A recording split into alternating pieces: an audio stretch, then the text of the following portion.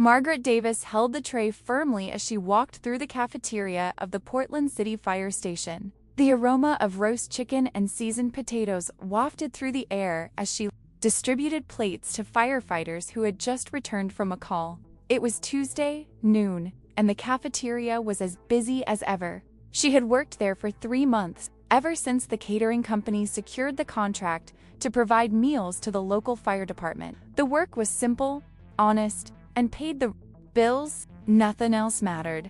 She wore the company's standard uniform, a navy blue polo shirt and black trousers, her blonde hair tied back in a practical ponytail. At 32, Margaret had the upright posture of someone who had spent years carrying heavy equipment. But her face displayed a carefully neutral, almost distant expression. She avoided looking the firefighters in the eye for too long. She avoided conversations that went beyond what was strictly necessary. She avoided anything that might trigger memories she had buried deep within. That day, Chief Morrison was seated at the head table with other senior officers. He was a tall man with gray hair and a presence that commanded respect without the need for harsh words. He had more than 25 years of service and had seen it all. When Margaret approached to place the plate before him, Morrison was reviewing some reports, but he briefly looked up to thank her. That's when he saw it. Margaret's shirt sleeve had risen slightly as she leaned forward,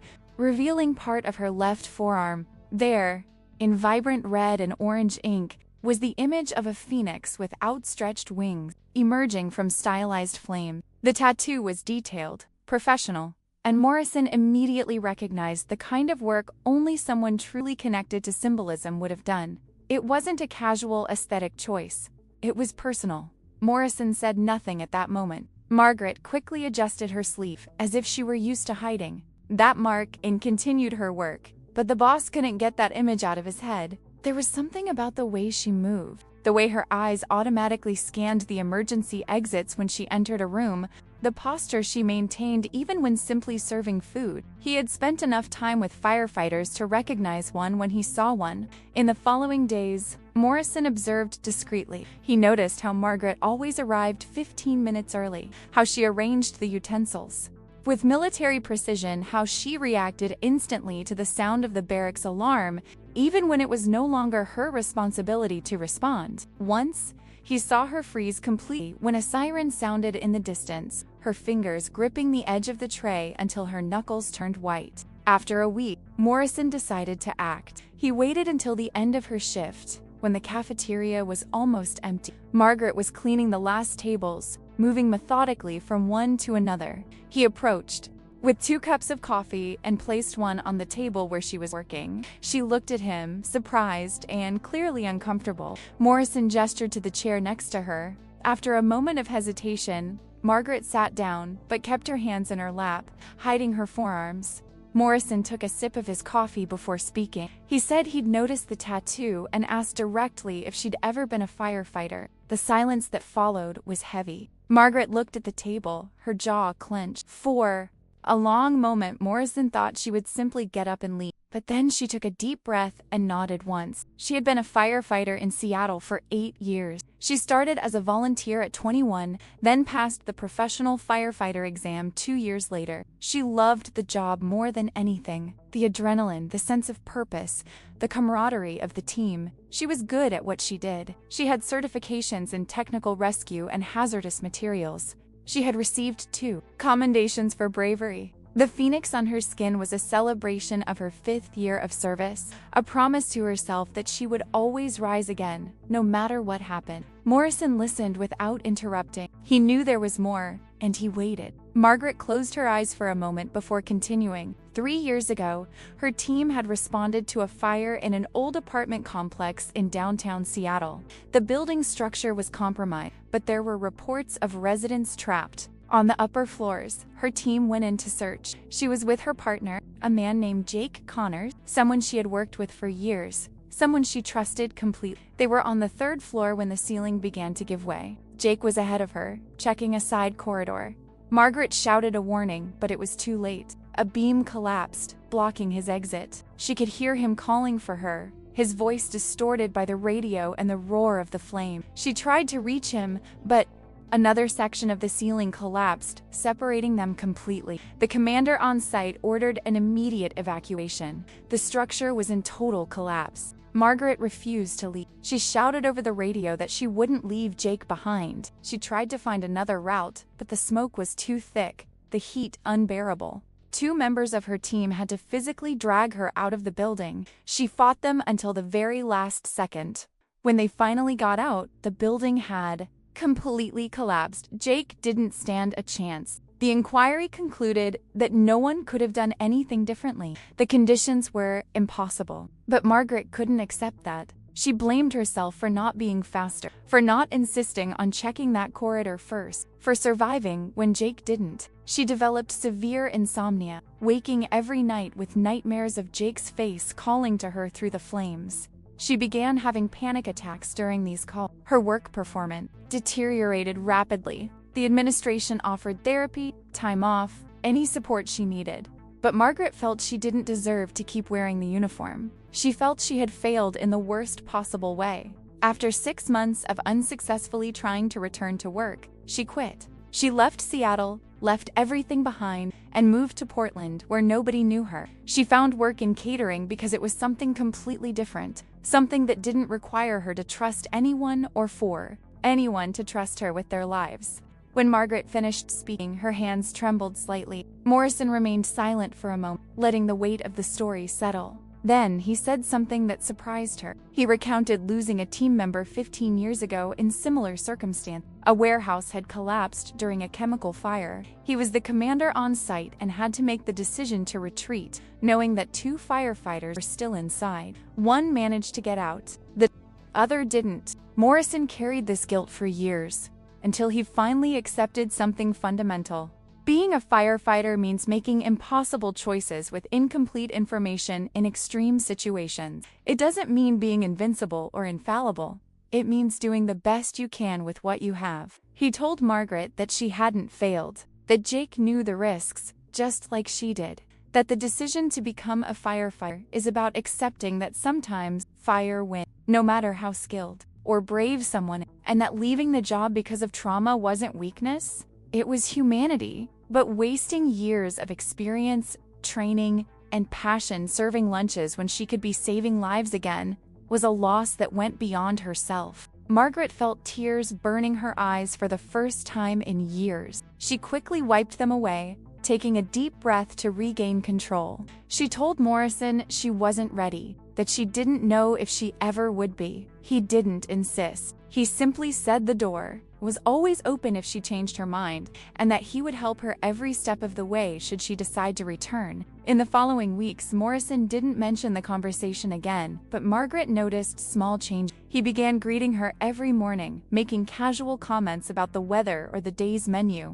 Occasionally, he would leave fire department publications on her desk, articles about new safety protocols or stories of successful rescue, never in a forced way, just therein, case she wanted to read them. One day, one of the younger firefighters accidentally burned himself in the fire station kitchen while heating food. Nothing serious, but he was clearly uncomfortable and unsure what to do. Margaret saw the situation and reacted instantly. She took the young man to the sink, placed the burn under cold running water, assessed the extent of the damage with an experienced eye, and instructed another firefighter to fetch the first aid kit. Her hands moved with precision and confidence as she cleaned and bandaged the burn, explaining each step of the process. The young firefighter thanked her profusely, impressed by her efficiency. It was only when she finished that Margaret noticed Morrison watching from the doorway. He didn't say anything, just nodded with a slight smile before walking away. But something changed in her at that moment. The feeling of competence, of acting under pressure, of helping someone in need, was something she hadn't realized how much she missed. That night, Margaret stayed awake thinking. She picked up her phone and searched for information about return programs for firefighters who had left the service. She discovered that Portland had a specific reintegration protocol, including mandatory psychological counseling and a period of supervised training. She saved the links, but took no action. She wasn't ready yet. 2 weeks later, a fire broke out in a commercial building 3 blocks from the fire station. All available. Firefighters were dispatched and the mess hall emptied quickly. Margaret continued her work, but she couldn't stop listening to the radios some firefighters had left on. The reports spoke of a 3-alarm fire, unstable structure, possible trapped victims. Her heart raced. Her hands began to sweat. She forced herself to keep cleaning, but each radio update pulled her further into the reality she had tried to leave behind. Then she heard something that froze her. One of the teams was calling for reinforcements. There was a child trapped on the 2nd floor, but access was blocked by debris, and the stairs were compromised. They needed someone small and agile enough to squeeze through the narrow space. They were trying to assess if an alternative entrance was possible. Margaret didn't think. He dropped what he was doing and ran to the locker room. He knew he still kept some basic equipment in the trunk of his car, things he never managed to completely get rid of. He grabbed his boots, his helmet, and ran towards the fire. When he arrived, the scene was chaotic. Fire trucks blocked the street, hoses snaked across the asphalt, and thick smoke rose from the building. She found Morrison coordinating operations outside. When he saw her, his expression shifted from surprise to understanding in seconds. Margaret quickly said she knew a way in, that she'd dealt with similar situations in Seattle, that she could squeeze through the narrow space they were discussing. Morrison assessed her. For a long moment, technically, she wasn't authorized to be there, much less enter the building. But he also knew that every second counted, and that sometimes the rules needed to be bent when lives were at stake. He nodded and instructed two experienced firefighters to equip Margaret with a self-contained breathing apparatus and accompany her. She donned the equipment with automatic movements, her body remembering each step even after years away. The sensation of the weight on her back, the mask on her face, the sound of her own breathing in the equipment is all returned instantly. They entered through the west side of the building, where the structure was still relatively stable. Margaret led the way, her instincts guiding her through the thick smoke. She found the narrow space the team had identified, an opening between the rubble leading to the 2nd floor. It was tight, but she managed to squeeze through. On the other side, she found a partially collapsed corridor. She could hear crying coming from one of the rooms on the left. The door was stuck. Margaret forced it with all her might until it gave way.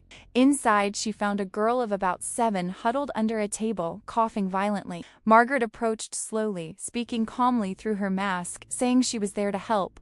The girl was too terrified to move. Margaret picked her up in her arms, wrapping her in her own protective coat, and began to walk back. The way out was more difficult. The fire had spread, blocking part of the original route. Margaret had to improvise, finding a window overlooking a lower adjacent roof. She shouted into the borrowed radio, giving her location and requesting a ladder. Within a minute, the ladder was in place. She carefully climbed down, holding the girl tightly until they reached the ground. Paramedics rushed to attend to them. The girl was frightened and had inhaled some smoke, but she was alive and would be fine. Margaret took off her mask, breathing in the cool night air, and immediately began to tremble. It wasn't fear. It was pure adrenaline mixed with something she hadn't felt in years. Accomplishment. Morrison approached as she leaned against the fire truck, still trembling. He didn't need to say anything. He simply placed a hand on her shoulder and squeezed briefly before returning to coordinate the rest of the operation. But Margaret saw the respect in his eyes, the silent validation that she still had what it took. In the following days, the story spread through the firehouse. The woman from the catering company who had run into a burning building to save a child. The firefighters began to see her differently. Some approached her to thank her, others to ask questions about her experience in Seattle. Margaret answered honestly, for the first time not feeling the need to hide who she had been. A week after the fire, Morrison called Margaret into his office. She entered nervously, unsure of what to expect. He was sitting behind his desk, but stood up when she came in. He said he had spoken with management and that, if she was interested, there was an open position in the Portland Fire Department. The normal process would be competitive, but given her experience and, now, her recent demonstration of skill and courage, he could expedite things. She would have to undergo psychological evaluations, of course, and the reintegration period. but the opportunity was there if she wanted it. Margaret looked out the office window at the fire station courtyard. She could see firefighters training, checking equipment, laughing as they talked. The scene was both familiar and strange. For years, she had convinced herself that this world was no longer for her, that she had lost her right to be a part of it. But saving that little girl had awakened something within her that refused to be ignored again. She looked at her hands, at the phoenix she had never completely hidden. The tattoo that had been a promise of rebirth now seemed prophetic. Perhaps some things weren't meant to stay buried. Perhaps she could rise from the ashes of her guilt and fear and become once again who she was meant to be. Margaret looked at Morrison and said she needed time to think. He nodded understandingly, saying she had a month to decide. But as she left the office, she already knew what her answer would be. For the first time in 3 years, Margaret felt hope. It wouldn't be easy. There would be nightmares to face, fears to overcome, and a long healing journey ahead. But she was a firefighter, and firefighters didn't run from the fire, they ran towards it. Margaret spent the following days in a state of constant restlessness. She would wake up in the middle of the night, sweating, with fragments of dreams where Jake called to her through the smoke. But now, something was different. Instead of simply curling up under the covers until dawn, she would get up, make strong coffee, and sit at the kitchen table in her small apartment, making lists of things I would need to do if I decided to go back, lists of fears you would have to face, lists of reasons why you should try again. At work, he continued serving meals as always, but now allowed himself longer conversations with the firefighters. A veteran named Tom, who was almost Morrison's age, began sharing stories of his own challenges over the years. Quote, he recounted a time when he froze during a water rescue after nearly drowning during training years earlier. Took months of therapy and gradual exposure before I could get back into the water without panicking. Now, he was the department's lead water rescue instructor. A firefighter named Rachel, who was no more than 25 years, casually mentioned during lunch that she had lost her father, also a firefighter, in the line of duty when she was 15. For years, she avoided anything related to the fire department, but eventually realized that honoring his memory meant continuing the legacy, not running away from it. Margaret listened to these stories and began to understand that trauma was not a sign of weakness, but simply part of the human experience in professions that demanded so much. 2 weeks after the conversation in Morrison's office, Margaret finally picked up the phone and called the mental health clinic recommended by the department. The receptionist was kind and efficient, scheduling an initial assessment for the following week. When she hung up, Margaret felt a knot in her stomach, but also a strange sense of relief. She was taking the first real step towards something that had seemed impossible for so long. The first session with the psychologist, Dr. Linda Chun, was more difficult than Margaret had anticipated. Linda was a middle-aged Asian American woman with a calm presence and perceptive eyes. She explained that she worked specifically with first responders and military personnel dealing with trauma, and that her goal was not to make Margaret forget what had happened, but to help her process and integrate the experience in a way that it no longer controlled her life. Margaret recounted the story again, this time with more detail than she had shared with Morrison. She spoke of how Jake's face appeared every time he closed his eyes at night, how the smell of smoke, even from a barbecue or ordinary fireplace, could trigger intense anxiety, how she had developed the habit of compulsively checking emergency exits in any enclosed space, how she felt simultaneously guilty for being alive and angry with herself for not being able to simply overcome it all. Linda listened without judgment, occasionally taking notes. When Margaret finished, Linda explained that what she was describing were classic symptoms of post-traumatic stress disorder. It didn't mean Margaret was weak or broken, only that her brain had been through a traumatic event and was trying to protect her from future dangers, albeit in ways that were no longer helpful.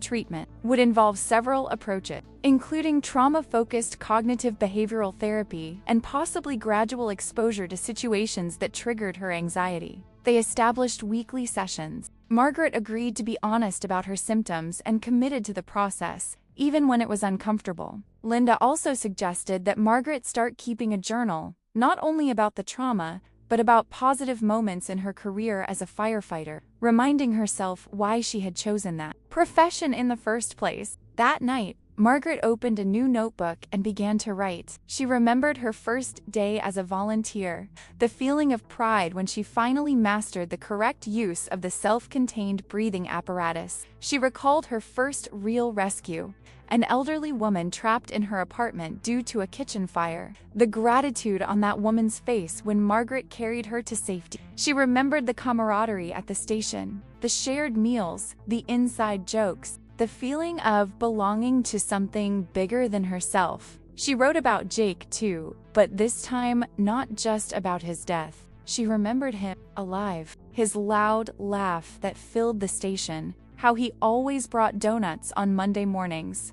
The time they rescued a cat from a tree and Jake insisted on taking a ridiculous picture with the animal to send to his daughter. He had been a complete person, not just a victim, and Margaret realized she had reduced all the memory of him to that final, horrible moment. He deserved to be remembered for his entire life, not just for his death. As the weeks passed, Margaret began to feel subtle changes. The nightmares didn't disappear, but they became less frequent. I could hear sirens without immediately panicking. Linda had taught her breathing and grounding techniques that helped her stay present when the anxiety began to rise. It wasn't a complete cure, but it was progress. Morrison maintained a respectful distance, never pressing her, but making it clear through small gestures that the offer remained open. He began to occasionally include her in casual conversations about departmental procedures, treating her less like a catering employee and more like a colleague. Margaret appreciated this more than she could express. One day, during one of these conversations,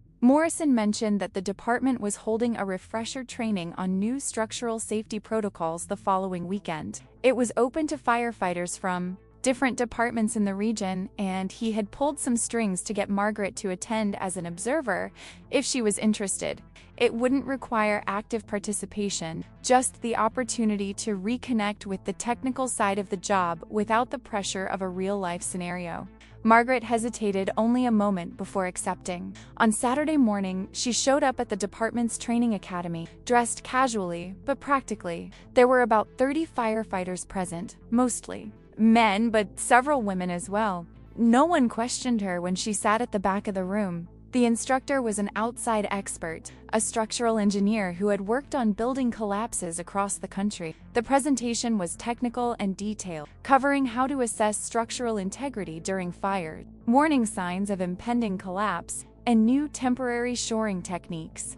Margaret found herself leaning forward, absorbing every word. Her brain, which had been numb from serving trays of food for months, now lit up with professional interest. She made connections, recalled principles from her own training, and saw how the new information integrated with what she already knew. During the break, some firefighters recognized her from the story of the child's rescue. They approached her with respectful curiosity, asking questions about her experience in Seattle. Margaret answered more easily than she had expected, discovering that talking about the work in a technical context was less painful than reliving the emotional aspects. A man named David, who appeared to be about 40 years old, with graying hair at the temples, mentioned that he had served in the same fire department in Seattle years ago, although he had transferred to Portland before the fire that killed Jake. He knew of Margaret's reputation and had heard of her commendation. He said it was a loss for Seattle when she left and that Portland would be lucky if she decided to return to service. David's word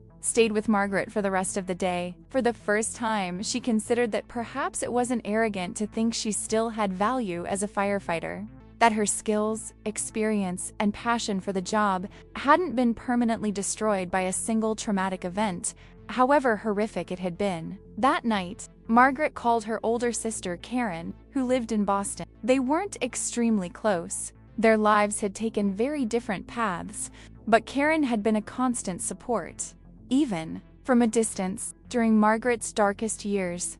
When Margaret mentioned the possibility of returning to the fire department, she expected concern or even opposition. Instead, Karen was silent for a moment before saying she was happy. She said she had watched Margaret slowly fade away in recent years, becoming a shadow of her former self, and that anything that brought back the spark in her sister's eyes was welcome, even if it brought risks.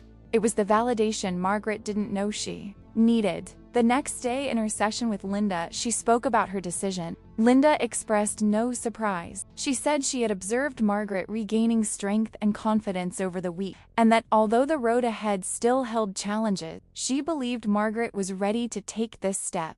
They discussed strategies for dealing with potential triggers at work, including the importance of open communication with supervisors and colleagues about her needs. Margaret arranged a meeting with Morrison. When she entered his office this time, her posture was different, more upright, more confident. She sat down and said directly that she was ready to accept the position if the offer still stood. Morrison smiled, a genuine smile that reached his eyes, and extended his hand. He said he had never doubted that she would make that decision. He had only expected her to arrive there on her own. The process began immediately. Margaret had to undergo a complete physical examination, which she passed easily. Her body had maintained its strength even during her time away. The psychological evaluations were more intensive, involving multiple sessions with departmental psychologists, in addition to Linda.